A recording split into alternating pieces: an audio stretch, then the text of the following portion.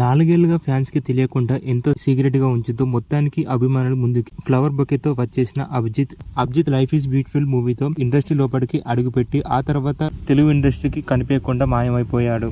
Sudden గా big boss season 4 లో అందరి అభిమానులతో ట్రోఫీ దక్కించుకున్నాడు. అయితే అప్పట్లో దేత్తడి హారికతో అభిజిత్ పేరుని ఎంతగానో ఇష్టపడుతూ వచ్చారు నెటిజన్లు. అలాగే అప్పుడప్పుడు కనిపించడంతో అలానే మా మధ్య మీరు అనుకున్న సంబంధం లేదంటూ క్లారిటీ ఇస్తూ వచ్చారు దేత్తడి హారిక.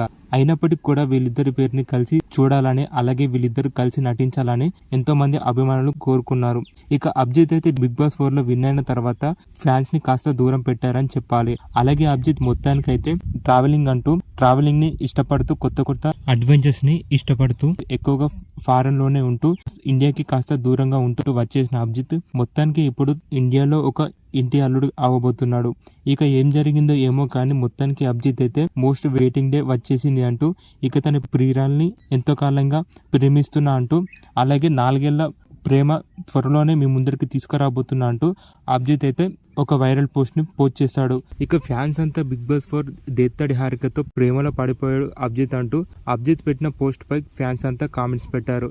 ప్రస్తుతం ఈ పోస్ట్ నెట్టింట్లో వైరల్ గా మారింది.